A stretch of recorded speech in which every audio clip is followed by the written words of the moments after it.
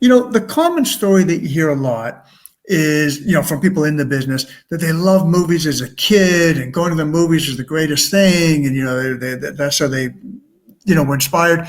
That wasn't my story. I, like most kids, I like movies, I go see movies, but I never thought of it as a career. It never drew me in as what I wanted to do in my teen years. Mine is a little bit different in that I sort of didn't know what I wanted to do, and I finished school and kicked around a couple of different jobs, not really finding what I wanted to do. And then I read a magazine article about what a film producer does. And it was it was an epiphany. It was so inspiring to me.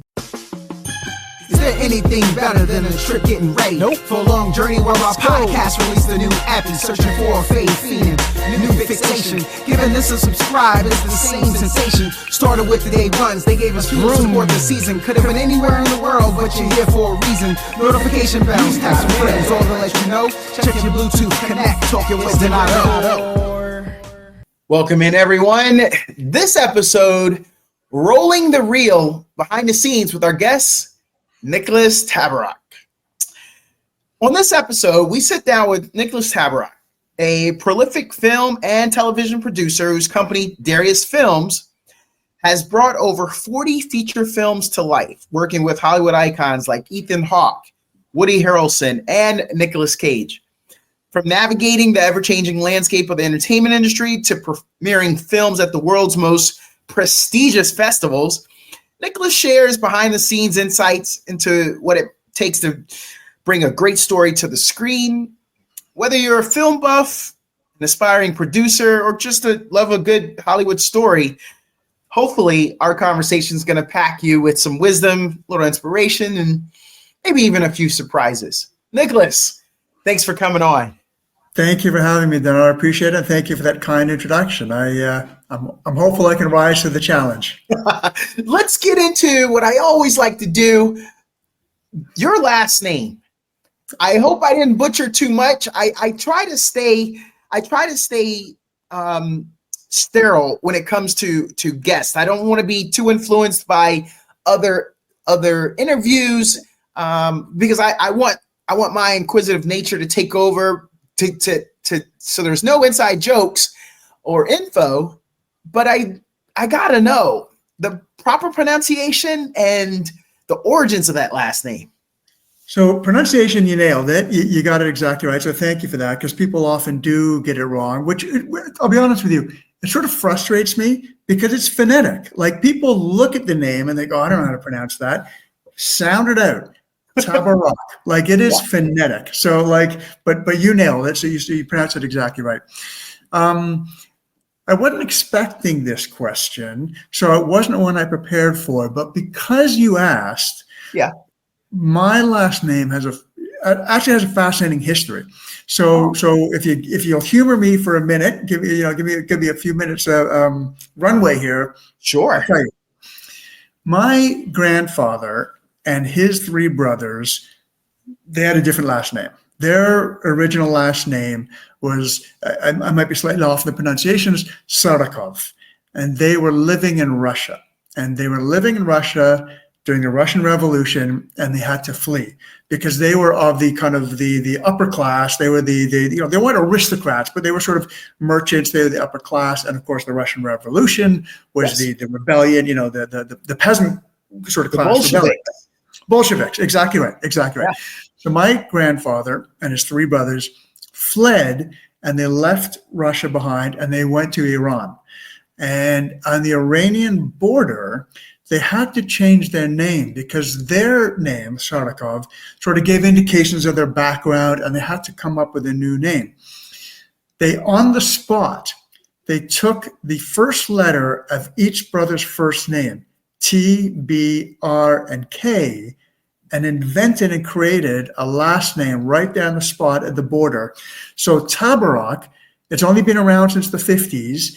Like the 30s. And there's only, every Tabarrok in the world is a direct relation of mine. There's only like a couple hundred of us, not like Smith or Jones or Lee, and the name is an invented name. So it's a self-created name. So it's a kind of interesting story. Nicholas, ty gavrish po-ruski? So no, it's very impressive that you do.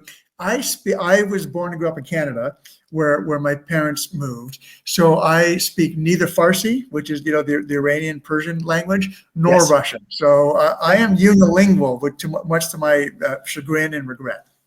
No, I'm sure they didn't get to use too much of it when they got to Iran. It's the old, if you don't use it, lose it.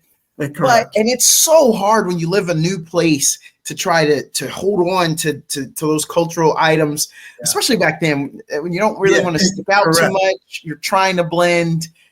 Yeah. What about Canada, though? There's so many. So I went to Montreal, Nicholas, and actually rode a motorcycle into Canada. Oh, fun. From Boston. That'd be a great trip. As long as it's the summer, that would have been a great trip. It was the summer. It was a great trip. So I'm standing there in Montreal outside of some club and with a couple other buddies that we drove up with. And that's when it hit us. Hey, guys, there's some beautiful ladies coming out of here, but we don't speak French. And we've been shot down 2 or 3 times because no one wants to speak English back to us. Yeah. So I'm going to ask there, did any French kind of trickle? Did your parents grab a little French? No. So the story is, so my dad born and grew up in Iran, but he was sent to England for boarding school at quite a young age. So he was schooled in England, grew up in England from, 6, 8 years old, something like that.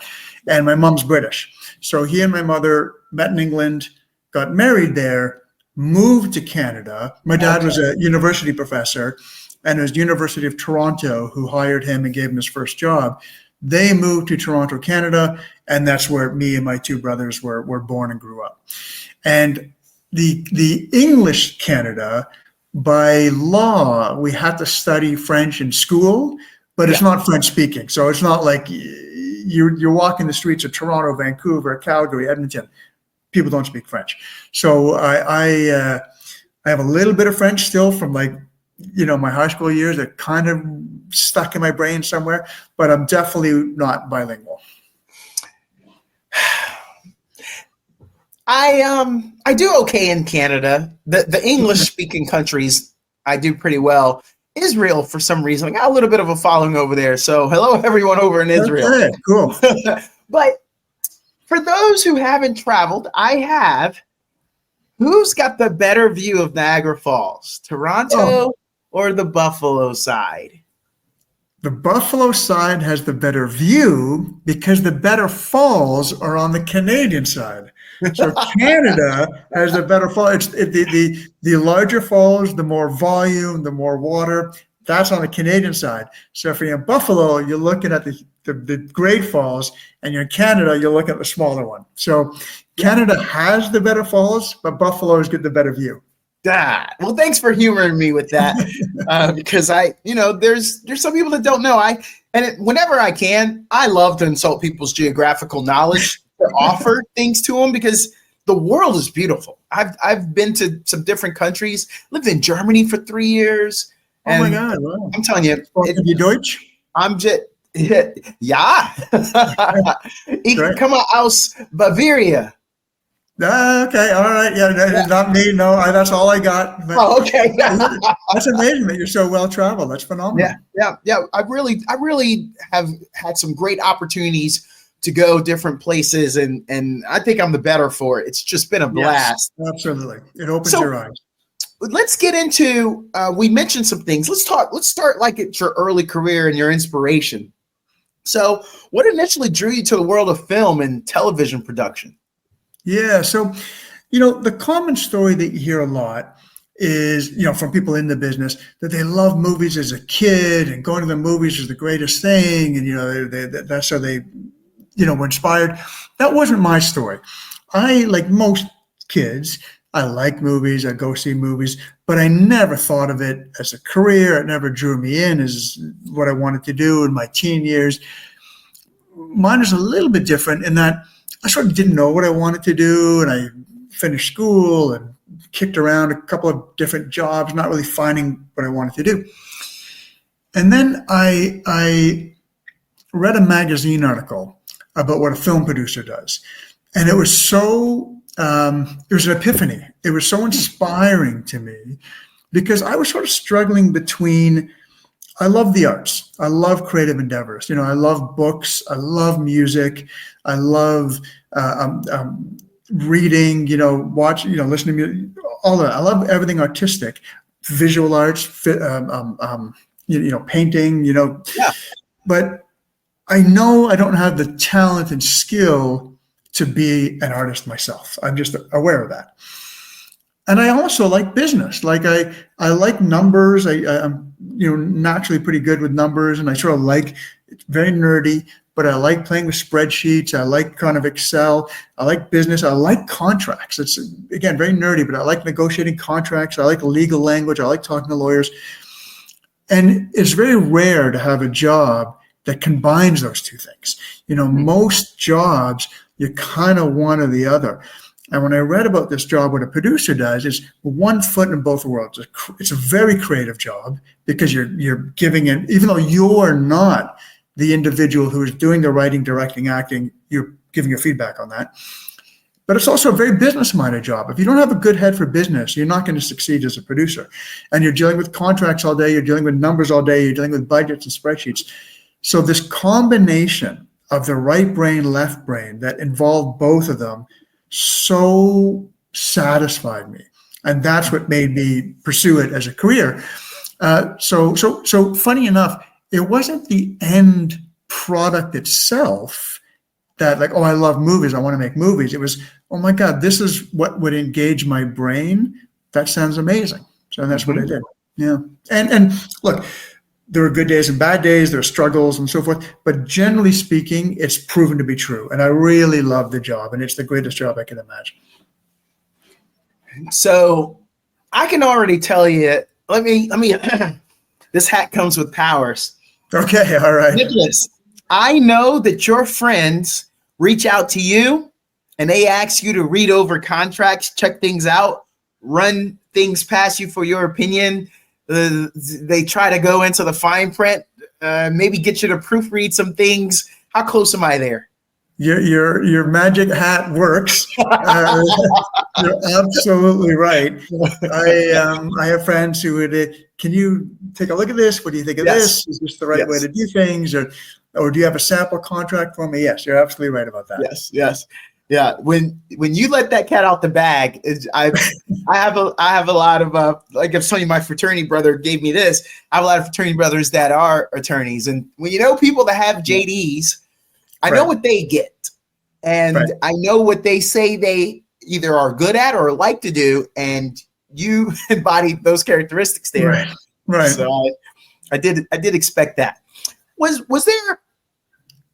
Was there a specific film or filmmaker though that when you also looked at, you kind of you maybe see yourself, or even now that's someone that I don't want to say you're competing against, but you're saying, yeah, because the reason I ask is some of us, we look at Zack Snyder and we're like, hey, give the guy free reign, let him do those that are in the nerd channels that I travel in. Yeah.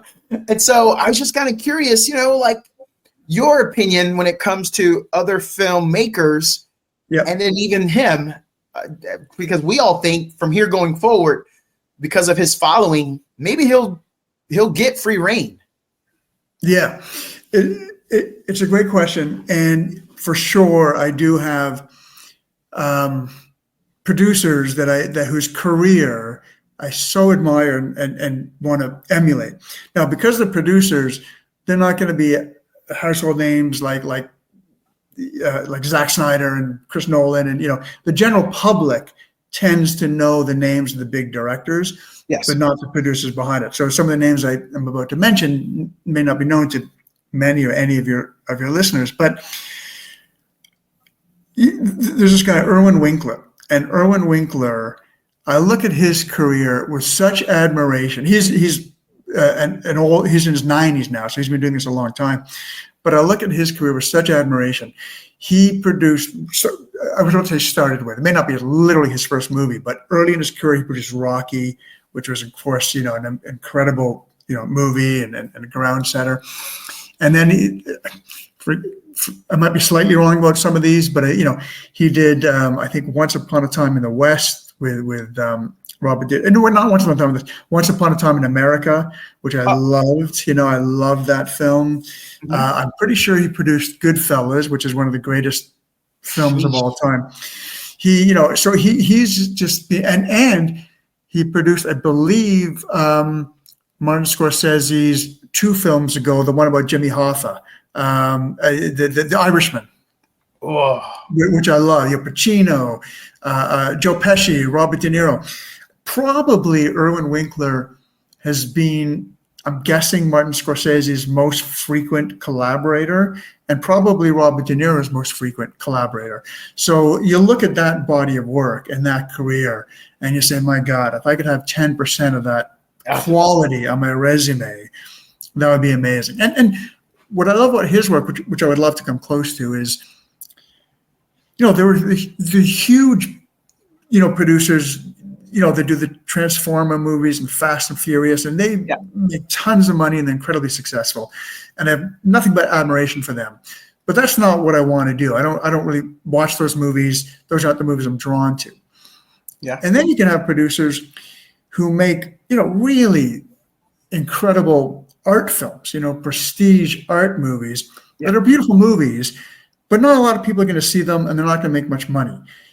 I kind of want to be somewhere in the middle. I want to make movies that are intended for a wide audience, that a lot of people are going to see, but have a level of artistry that kind of rises above like the base level, Yeah. So that's where I'd love to live. What was your first major project that made you feel like you had made it in the industry? I have not made it. I've never felt like I've made it. That you were proud of, and you kind of tell your friends, that's me, right? I'm not trying to be evasive. I'm not trying to be cute to my answer. I mean this really sincerely. I haven't got there. It's always, you want it to be the next one. You want it to be you're struggling to make it great. You're struggling to make it, what you really want to achieve. Having said that, the movie that kind of broke me out of being a complete unknown, like that's that people in the industry had awareness of, that on my resume, on my IMDb, I'm sure you know what that is. Yes. That people recognize. And I think you mentioned him off the top. Woody Harrelson was this movie with Woody Harrelson called Defendor. Mm-hmm. And Defendor played at the Toronto International Film Festival, which is one of the highest profile, biggest film festivals in the world, certainly top 3. It was a really buzzy film. A lot of people saw it. A lot of people talked about it. And it was that classic film thing that every filmmaker wishes for. There was an auction. A lot of buyers wanted it. People were coming out after the screening bidding for it. And we had sort of this bidding war. And we sold the film at like 2:00 in the morning to Sony. And it was my first film being released by a major studio. And that went out there. And that's the film that kind of most people have seen, have awareness of, that got the highest profile release. Yeah, so you've worked with an incredible range of actors. I mentioned earlier, Ethan Hawke, Snoop Dogg. Yeah. What makes an actor stand out to you as a producer?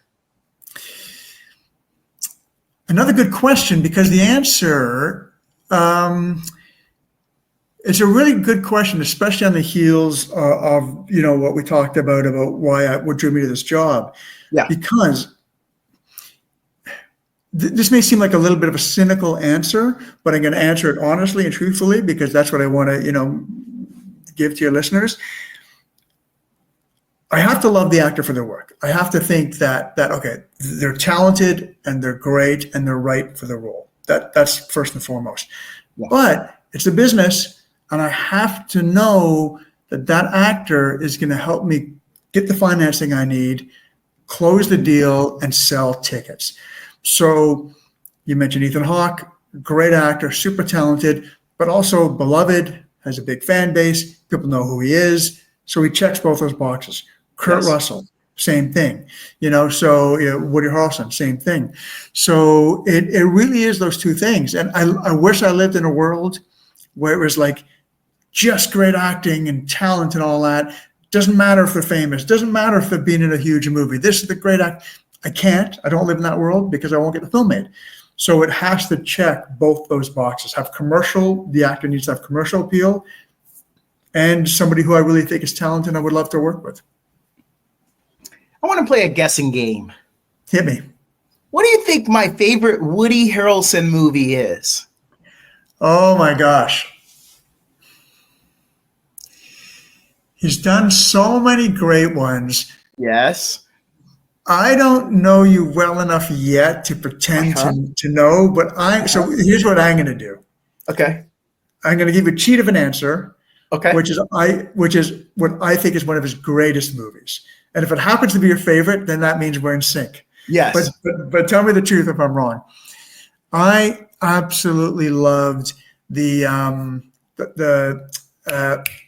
Hustler, the Larry Flint, the Larry Flint movie. I thought he was so incredible in that film. I was blown away by it. He's done a lot of amazing movies, but he has. The Larry Flint movie, was it called Flint? What was it called? Or The People versus Larry Flint, maybe? Oh, yeah. I think that's it. Yeah. So, but I can tell by your reaction that wasn't it. So you tell me. That's a good one. No, it's a good one. And to be honest, it's unfair for anything after, but it's the guessing game. Indecent Proposal with Demi Moore, Robert Redford. Oh, really? Wow. Okay. Sheesh.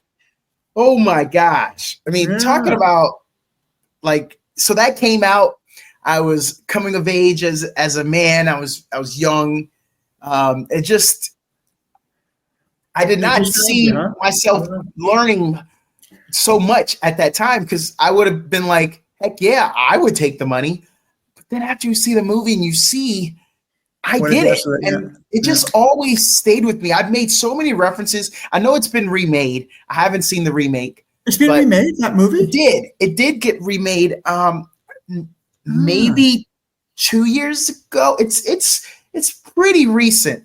Okay. I haven't watched it, but no. Yeah, that was it. And I'm a big Sade fan, and she had some music in the movie too. Right.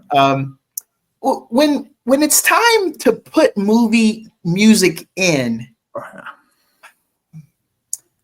Nicholas, we want to know, what are the thoughts? Do you go with tried and true? Do you try to stay current? And I know we do some period pieces. Yeah. So I know that this can go a lot of different ways. But could you kind of give us, we want to get behind the scenes. What are some of the talks like when it comes to music? That is certainly one of my favorite parts of the process. I'm doing it right now, like literally this morning.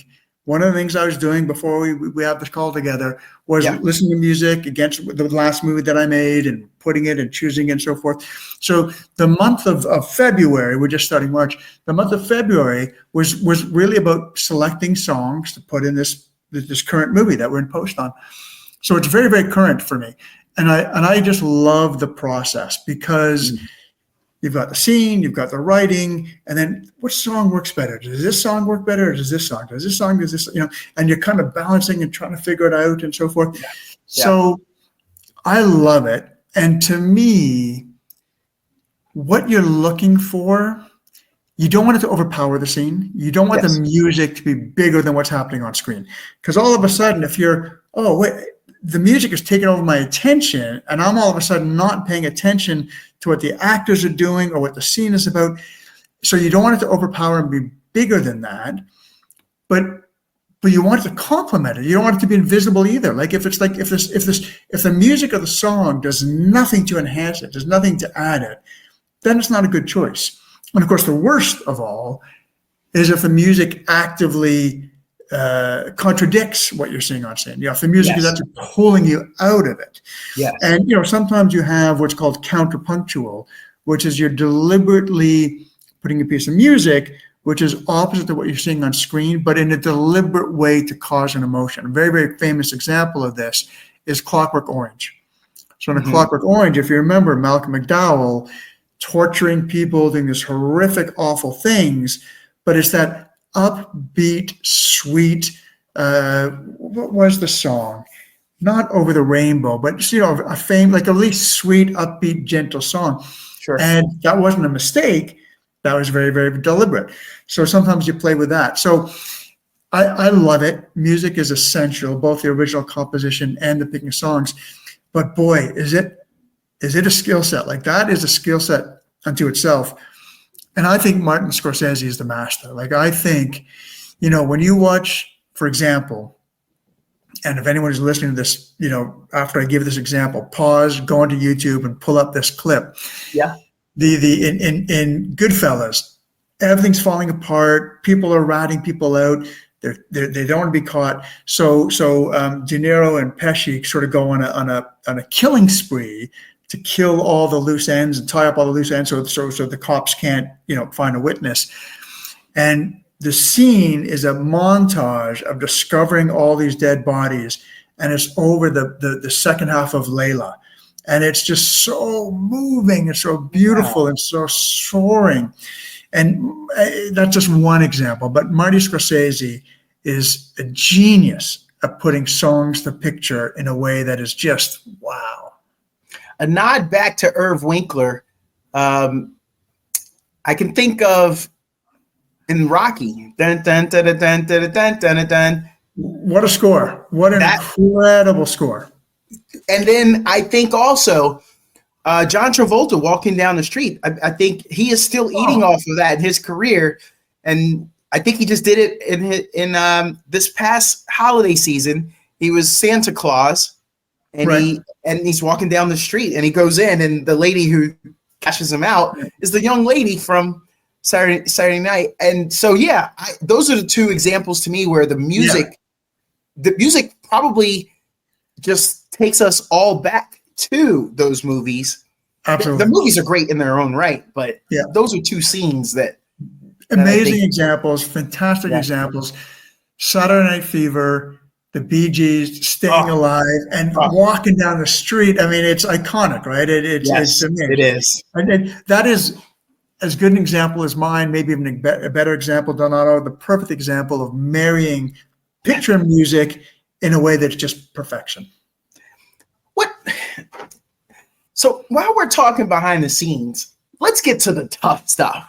Okay. I've been giving you cream puffs now. We'll with the hard stuff here. Okay. What are some of the behind the scene challenges of producing films at a high level that most people don't see? Yeah, I mean, that's a long conversation because it's tough. It's I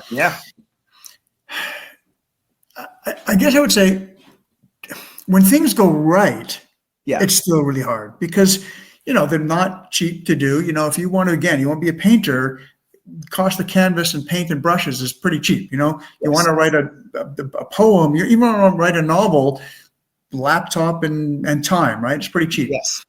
You want to make a movie, it involves 100 people minimum. I mean, smaller films can do it for less, but let's say you're typically even a small indie film. It's 100 people working for many, many months. You need to feed them. You need a lot of expensive gear. Post-production takes expensive gear that you have to pay for. You're renting props and wardrobe and locations. You're kicking somebody out of their house. You're paying them thousands of dollars a day. You're closing down a store or a restaurant to shoot your movie. You're paying them thousands of dollars. So movies are expensive. It's not easy to raise money. So that's probably the single hardest thing is raising money to get the film made. Once you've done that, it's still not easy because so much can go wrong. I mean, I've had weather No. canceled days. I've had people be injured.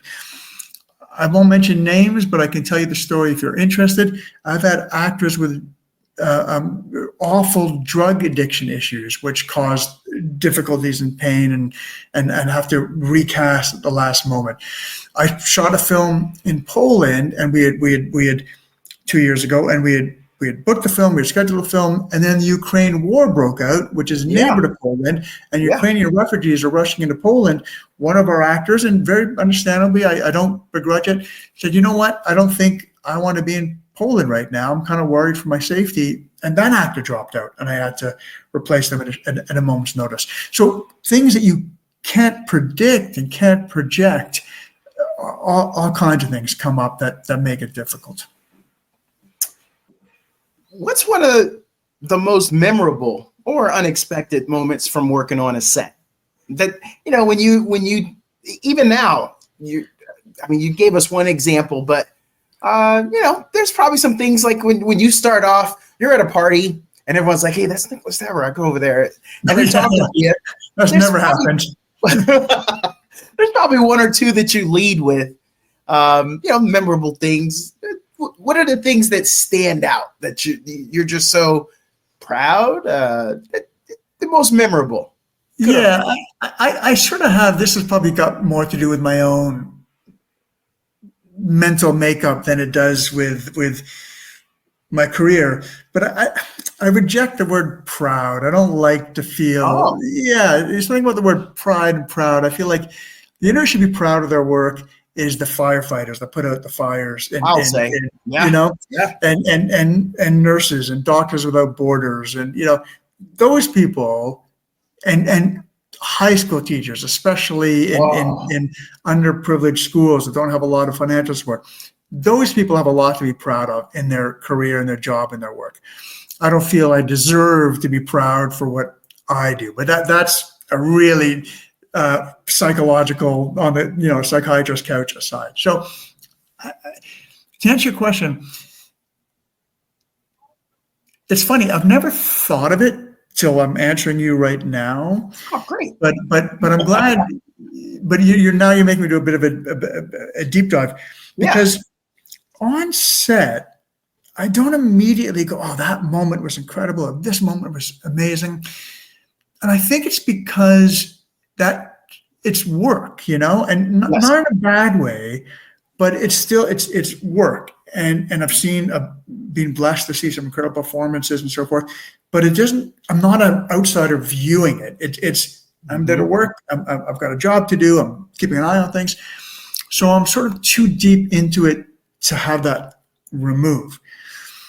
But to answer your question, two kind of experiences immediately come to mind. So I shot a series of films in the Cayman Islands during COVID in 2021.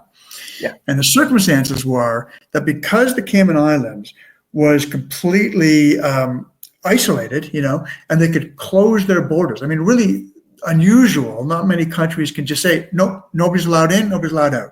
A, you got to be a really small country with a small population to be able to do that. And B, you got to literally be an island. So Cayman Islands was able to do that. It is one of the few places in the world, maybe the only place, but certainly one of the few that didn't have COVID because they just stopped the borders. So I get this call during the height of COVID when everything is shut down, when every Starbucks in the country is closed, when the restaurants are closed, when boarded up, we're all wearing masks. The height of that, I get a call from a financier who says, hey, the Cayman Islands doesn't have COVID. Life is normal there. What do you think about shooting movies in the Cayman Islands? And I said, dude, I'll go anywhere to shoot movies. So we made a slate of movies there. And because it was closed down, the cast and crew of the films were like the only, other than the people that lived there, were the only visitors to the island. And of course, this is a tourist-heavy island. So we basically owned a hotel. We took over this beautiful, gorgeous hotel. We're the only people staying there. We're the only people at the pool. We're the only people at the restaurant. We're the only people in the gym. All these great restaurants that would be sitting there empty, and they're so happy to have us because we're giving them business. Yeah. So it was such a fantastic bonding experience. And that from that experience, has now, today, 3 years later, 4, 5, 6 incredible friendships that I expect to have for the rest of my life. Just being that close under a dome, so to speak, or in a bubble. And we would go and shoot the film during the daytimes, and then at night we'd come back to the hotel and we'd sit around this fire pit, and I'd have my whiskey and we'd have a cigar and we'd listen to music. I mean, that was a life experience that I'm gonna have the rest of my life. And it was just it was work, but it was also such a great human experience. That really resonated with me. Oh, it sounds like it. I'm glad we asked that, because you just took us there and I could see it. That almost sounds like a movie in itself. The lifelong relationships that come out of it. Absolutely. Yeah, there's definitely the premise of a movie there. If you injected a little bit of fiction in there to someone's murdered, yeah. Or a husband and wife are there, but the wife fell in love with Nicholas. Exactly. Yeah. So, with streaming platforms changing the landscape nowadays, how's your approach to producing TV and films evolved? Yeah, so it's a really smart question. It's the making of the film is kind of the same, the finding a piece of material, hopefully developing it, making it better, working with a writer, trying to pull out some great stuff from that person, putting a director on it if there isn't a director on it already, casting the film, going out and raise. So all that kind of is the same. And then once you're shooting, nothing's different.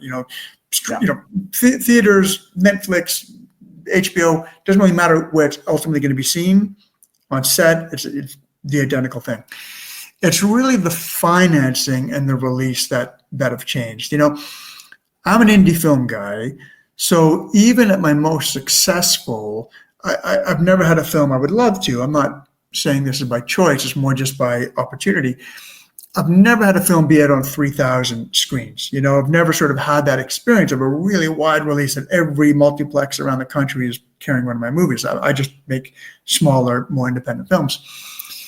But even in the world that I exist in, it used to be 100 screens, 250 screens. That's really rare now. It's become polarized. Either you're, Captain America, and you're on 3,000 screens or whatever the count is these days in every screen, or you're kind of on none, or you're on 5 or something. So the theatrical business used to be kind of tiered. Like it was always huge for the massive movies, for the big studio movies, but then there was room for smaller movies. You have 3,000 screens, maybe this would be 1,000 screens, that would be 500 screens, maybe 200 screens. The middle has kind of dropped out of it. So it's really just big films now. So my expected release on my films now, where more people are going to see my movies is definitely at home. It's going to be on Netflix or Hulu or Amazon or what have you. Yeah. So it changes where people see the film. Yeah. It doesn't change how I go about my job putting it together. No. So your films are premiered at some of the world's most prestigious film festivals. What's the biggest advantage of getting a film into a major festival? Because some of us don't understand. I've heard of Toronto. Yeah. I used to live in Savannah, Georgia, and they have a nice little festival. But the major, and I've actually never been, but a major festival. Yeah. What's the biggest advantage? I can't emphasize enough how advantageous it is. Premiering at a festival, a major one, can be the difference between success and failure, can be the difference between selling and not selling, can be the difference between, it can have a huge difference to you. And when I say the major festivals, it really is, I'm going to forget one or two, so I'm going to offend somebody inevitably. But it's Cannes, it's Venice, it's Sundance, it's Toronto, Tribeca, South by Southwest, Berlin. To have your film at one of those festivals, it means several things. All the buyers are going to be there.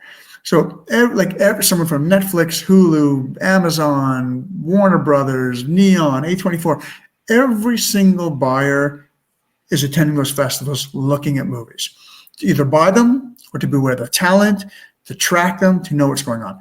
So all the industry is there, then all the press is there. So if you want the general public to hear about your movie, you want someone from the New York Times or CNN or whomever whatever you get your news from, wherever you get your coverage from, to be at those festivals to write about your films. So it's I guess the word really is exposure. If I have to put it down to one word, if you have a great movie that nobody gets to see or know about, even if the movie's great, and this happens every day, man. Every day there's a great movie that just didn't get seen, and it's a tragedy.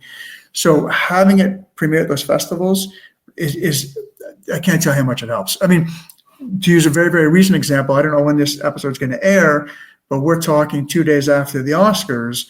So, Nora just swept the Oscars, and Nora premiered.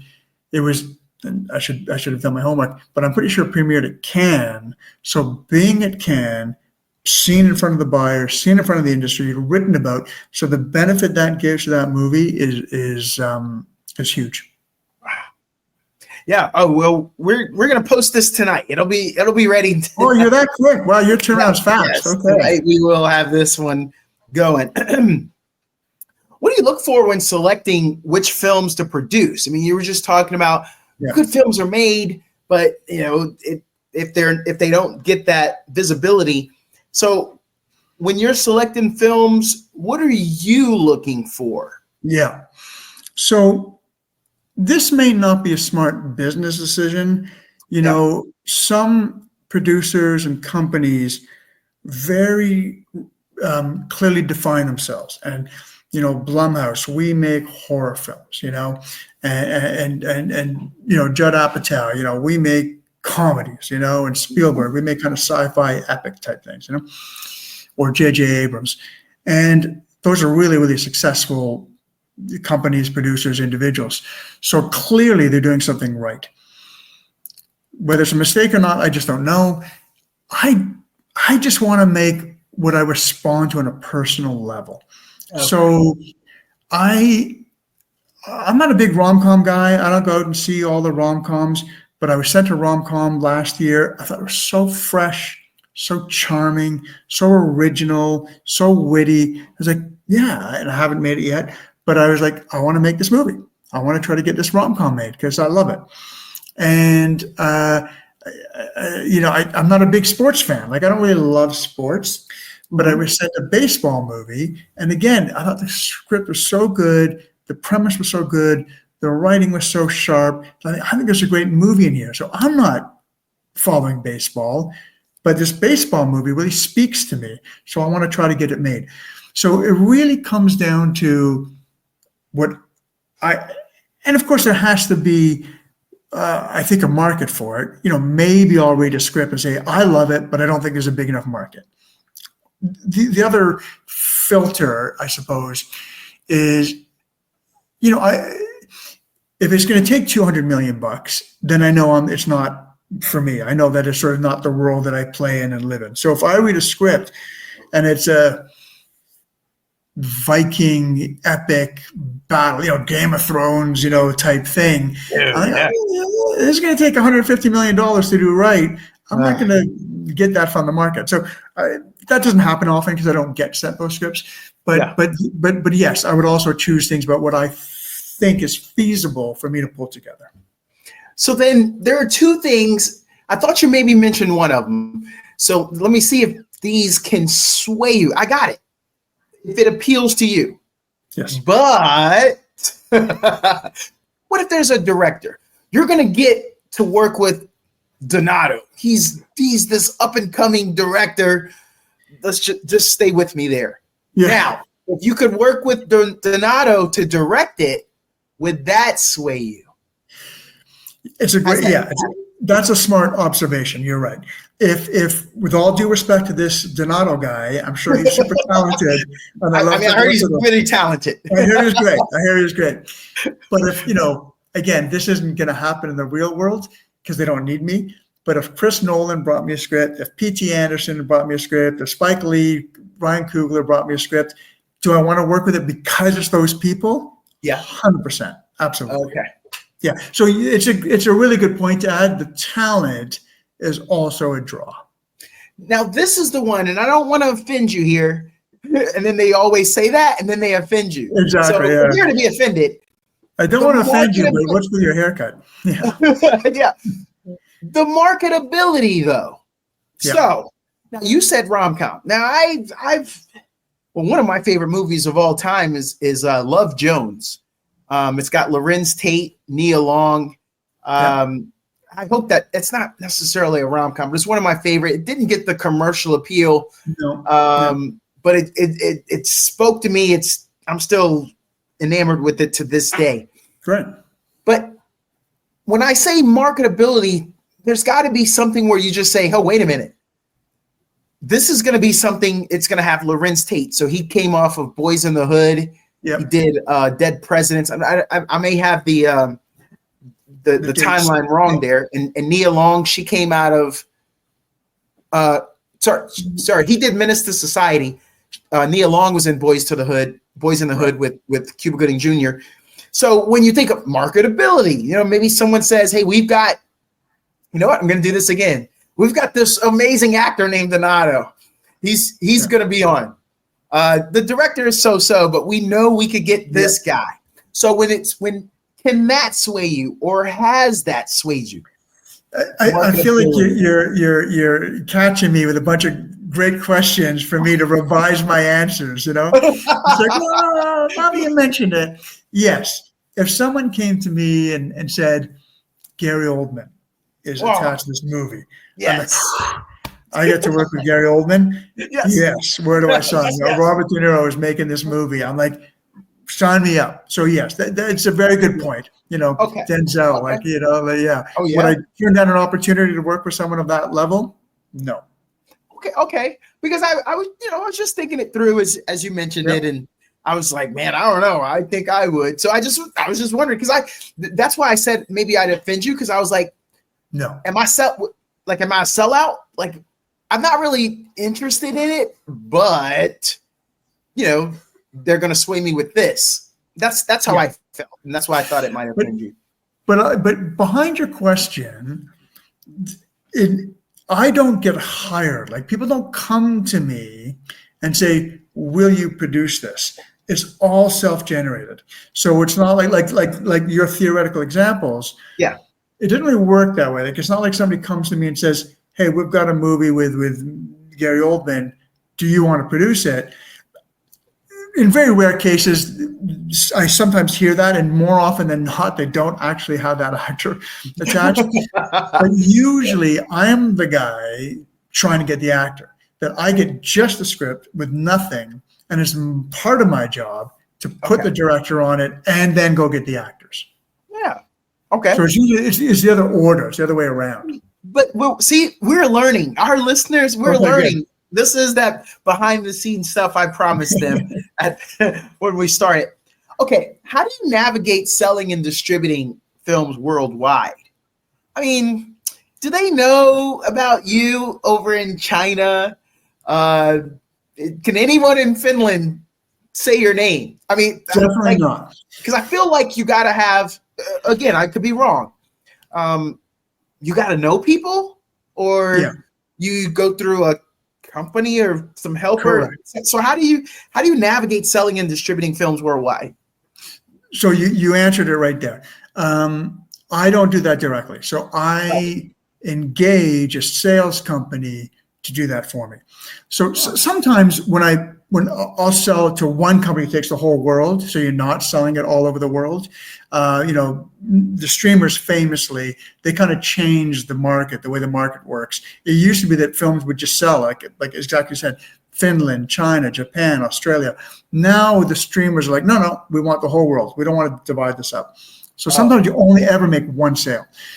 But in the indie world, it still happens that you're selling around the world.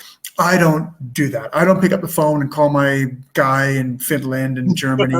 You got a sales agent, and there are these sales agents. That's exactly what they do. So a really good sales agent, to your point, they know someone in Finland, they know someone in Germany, they know someone in Austria, they know someone in France and Spain and Italy, and they just pick up the phone and they're selling to these people. But then the other part of your question is, definitely nobody knows me, and nobody's going to buy a film because I'm part of it. And that goes for any producer. I mentioned my hero, Irwin Winkler. No one's going to buy a movie because Irwin Winkler produced it. Even at that highest level, he doesn't trigger any sales. It's the actors. That's where the actors come in. That's why you need an Ethan Hawke, a Woody Harrelson, a Nick Nolte, a Snoop Dogg to sell your movie. Yeah. Okay. Let's talk about teaching and giving back. You taught film producing at Shanghai University, and you've also lectured worldwide. Wait a minute. Is Shanghai someplace down in the valley next to No, I'm talking about the real Shanghai. There's probably a restaurant called, Shanghai somewhere now. I'm talking about the real one, the city of 30 million people in China. Yeah. What was talk us through it? Amazing. What were your takeaways? So the reason why I was there is that Shanghai University has a film school, and they very deliberately wanted to distinguish their film school from the Beijing film schools. So Beijing University also has a film school, and the Beijing University Film School teaches Chinese style filmmaking, how films are made in China. Shanghai said, well, if we're going to do something differently, we don't want to compete directly with them. Let's set ourselves apart and do something differently. Let's teach North American style filmmaking. Let's teach people our students, how they make films in North America.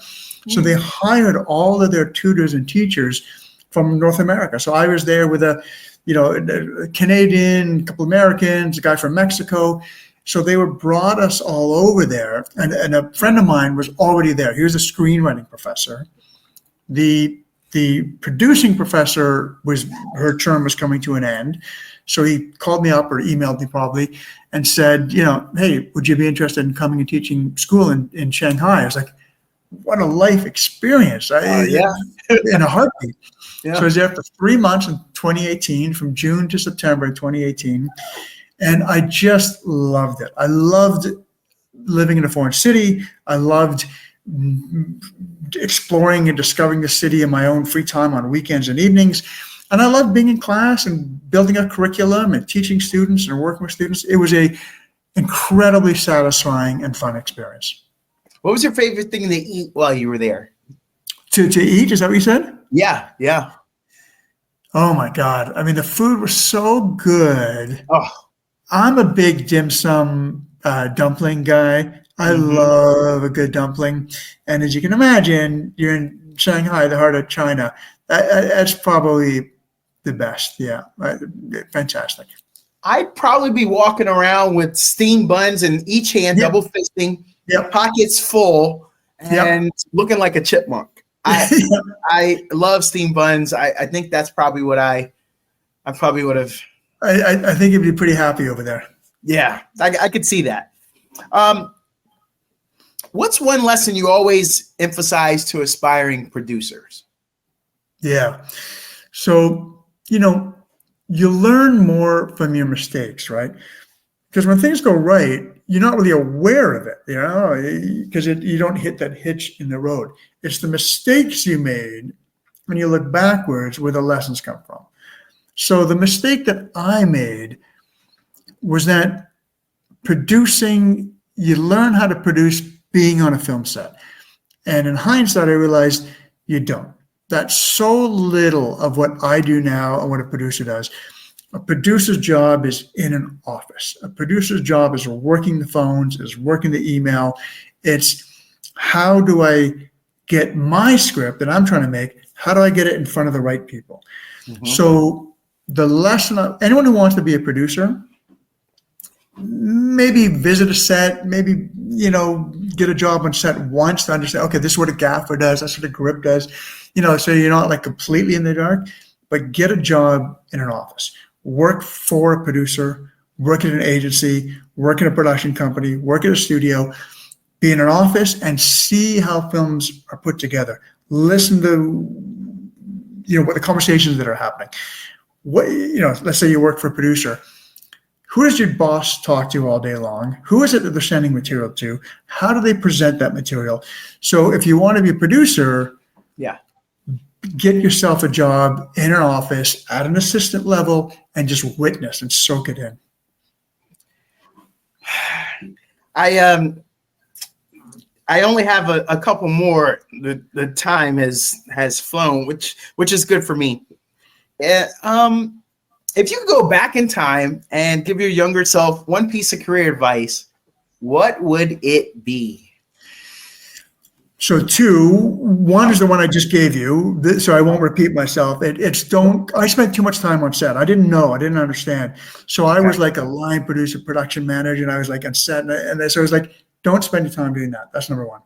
Oh. Number two is one of my, I don't like the word regret because, you can get stuck in regrets, but one of my wish I had done things differently is the TV business now is so rich. It's where all, great storytelling, incredible talent. Everybody is making phenomenal material for television. I was so focused on feature films that the first, decade or two of my career, I was only looking at feature films. I wasn't interested in television. I didn't try to make TV. I didn't build those relationships. I didn't build those muscles. I didn't develop television series. Now, looking back, I'm like, oh my, and I am now. I'm creating series and developing series and pitching series. But I wish I'd started doing that because the build-up time is long. It takes a while. Mm-hmm. So I wish I had given myself more of a runway to start pitching and developing for television sooner. So my last question, were there any items that you wanted to get to, you wanted to be able to talk about, maybe we didn't get to, you had a list maybe, and you're like, I would love to offer this to some of the listeners, any of those items? I'm not saying this just to say it. You did a phenomenal job. Your questions were great. I wasn't prepared in advance, so I didn't know what was coming. But I think, Donata, you're very good at this. I'm going to be very, very selfish. Here's what I'm going to ask. Okay. Can I plug a couple of my projects? Can I use your platform? That's how I think in terms of covering topics, you did a phenomenal job. But I have a couple of things that are live right now, out, current. I have a series on Hulu. It is on Hulu, but it's also on YouTube called Forget About It.